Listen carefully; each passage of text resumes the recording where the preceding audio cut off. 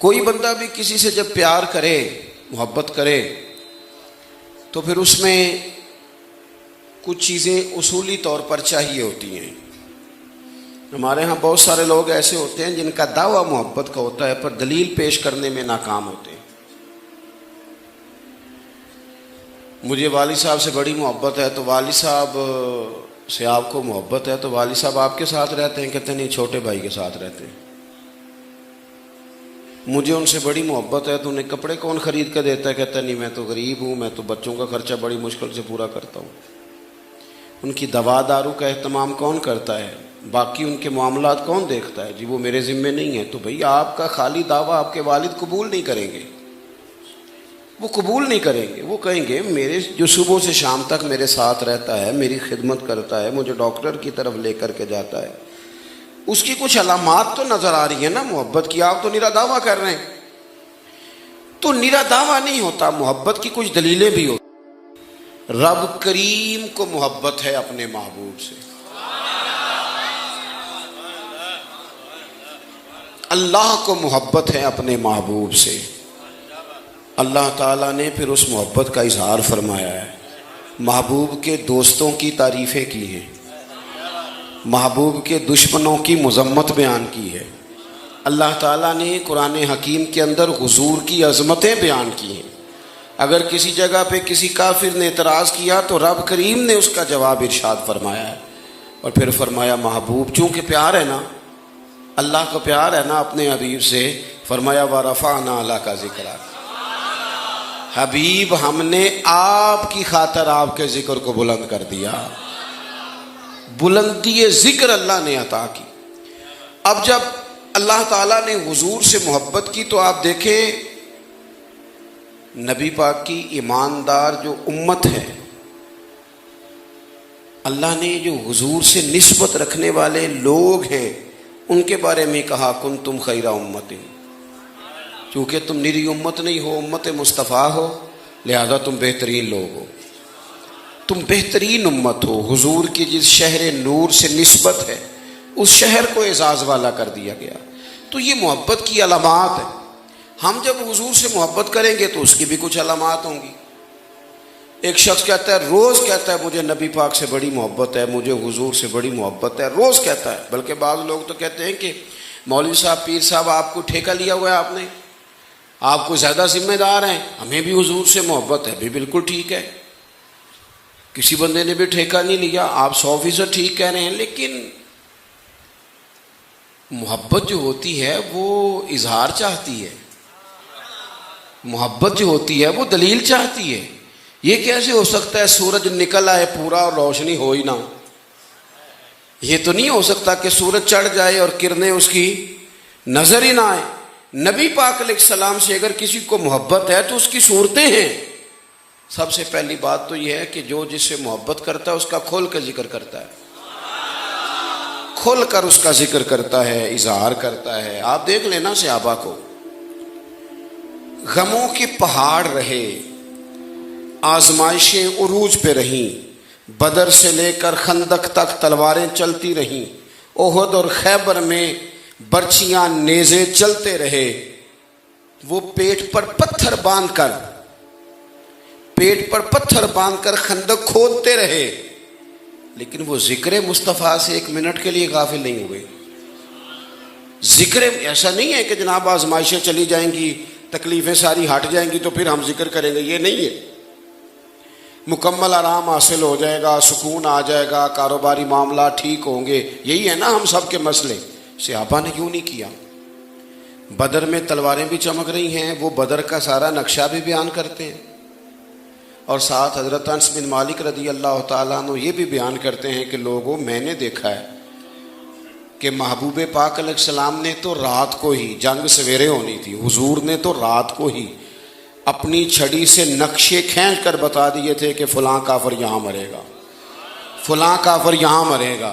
بات کا معنی کیا ہے کہ بدر میں تلواریں بھی چلتی رہیں اور حضور کے علم کے تذکرے بھی ہوتے رہے، ساتھ ساتھ محبت اپنا رنگ دکھاتی رہی، ساتھ ساتھ۔ یعنی میدان احد کے اندر صحابہ نے یہ بھی بیان کیا کہ حضور کے مقدس دانت شہید کر دیے گئے، نبی پاک کو تکلیف دی گئی، اور ساتھ یہ بھی بیان کیا کہ جب ہم نے کہا تھا نا حضور ان کے لیے دعا کریں یہ تباہ ہو جائیں، تو محبوب نے ہاتھ اٹھا کے کہا تھا اللہ انہیں ہدایت عطا کر دے۔ یعنی نبی احد کے میدان میں وہ لوگ ساتھ یہ بھی بیان کرتے رہے کہ جناب جنگ بڑی تھی، حالات بڑے تھے، اور ساتھ یہ بھی بیان کرتے رہے کہ ہمارے محبوب کریم بڑے ہیں، وہ معاف کر دیتے ہیں، وہ درگزر فرماتے ہیں۔ ہر جگہ ذکر مصطفیٰ کریم کی محبت جو ہو گئی، جو کسے دا عاشق ہو گئی، جو بھی کسے دا، یہ میں بڑے تجربے سے کہہ رہا ہوں، سوچ کے کہہ رہا ہوں، یہ پاک ہے، جو کسے دا عاشق ہوئے نا گل اسے دی کر دے، وہ گل اسے دی کر دے، 100 مکر بہانے کر کے بھی وہ دے مرنے مرد ہے۔ میں نے کھڑی شریف جا کے میاں صاحب سے پوچھا ہے کہ حضرت صاحب یہ مکر بہانے جائز نے؟ یہ جو آپ نے کہا مکر بہانے کر کر وہ دے مرنے مرد ہے، پھر مجھے سمجھ آئی کہ ان کی روح سمجھا رہی ہے کہ مکر سے مراد تدبیر ہے، یہاں بہانے سے مراد یہ ہے کہ کوئی رخ اختیار کر کے کوئی رنگ بنا، 100 مکر بہانے کر کے تھے او دے مرنے مرد ہے۔ صحابہ ہر دیکھیں نا، تبوک میں بڑے حالات خراب ہیں، بڑا مشکل سفر ہے، جانے کے لیے سامان کی ضرورت ہے، رستہ کٹھن ہے، لمبا ہے، حالات اور طرح کے ہیں، چندوں کے اعلان ہو رہے ہیں، صحابہ کر رہے ہیں، مال جمع ہو رہا ہے، یہ ساری مشکلات بھی ساتھ ہیں، اور ساتھ انہوں نے واپس آ کے یہ بھی بتایا، یہ صحیح مسلم میں موجود ہے، واپس آ کے یہ بھی بتایا کہ یارو تھوڑا سا کھانا رہ گیا تھا، ختم ہونے لگا تھا، ہم نے سوچا تھا اونٹ ذبح کر کے اب کھائیں گے، لیکن حضرت عمر نے ہمیں بتایا کہ جنگ اپنی جگہ پر کریم کے معجزات اپنی جگہ پر، حضور کا ذکر پاک اپنی جگہ پر۔ انہوں نے کہا وہ سارا اکٹھا کرو، ہم تھوڑا تھوڑا کھانا اکٹھا کر کے لائے، ایک جگہ باندھ کے حضور کے سامنے رکھا رکھا، یا رسول اللہ دعا نہیں فرما دیتے؟ حضور نے دعا کر دی تو فرماتے ہیں کہ وہ تھوڑا سا کھانا تھا لیکن سینکڑوں کے لشکر کے لیے کافی ہو گیا۔ وہ جنگوں سے واپس آتے تھے تو آ کے بتاتے تھے کہ جب اللہ کے محبوب علیہ الصلوۃ والسلام ہاتھ رکھ دیتے تھے نا کسی جگہ، ہاتھ کسی برتن میں، تو حضور کی انگلیوں سے بھی پانی کے چشمے جاری ہو جایا کرتے تھے۔ ہم لوگ نا اپنے آپ کو مزین نہیں کرتے، دکھ آئے جاتے، اور اگر آپ ناراض نہ ہوں تو اللہ والے تو کہتے ہیں دکھ تو پیارے بڑے ہوتے ہیں، بڑے اچھے ہوتے ہیں، سکھی بندے کو رونا نہیں آتا۔ جس دن سارا دل توڑ دینا دنیا آپ کا، اس دن سجدہ کر کے دیکھو کتنا مزیدار ہوتا۔ اقبال کہنے لگے نام بچا بچا کے تو رکھ اسے، تیرا آئینہ ہے وہ آئینہ، شکستہ ہو تو عزیز تر ہے نگاہ آئینہ ساز میں۔ کہا دیکھو تو صحیح ذرا کہ جب دنیا تمہیں تکلیف دیتی ہے پھر سجدے کی لذت کتنی ہوتی۔ اور یار سارے کام اپنی جگہ پہ ہوتے رہیں گے، ساری باتیں ہوتی رہیں گی، پر ساتھ ساتھ حضور کا ذکر پاک بھی ہونا چاہیے، نبی پاک علیہ السلام کا تذکرہ بھی ہونا چاہیے، پھر ہمارے ذاتی کام ہم پر غلبہ کر لیتے ہیں۔ جو بندہ جو کام کرتا ہے نا وہی بن جاتا ہے، جو کام کرتا ہے وہی۔ جی چلے آپ کی مثال نہیں دیتا، اپنی دے لیتا ہوں، آپ کی مثال دوں گا ہو سکتا ہے ناراض ہو جائیں، اپنی دے لیتا ہوں۔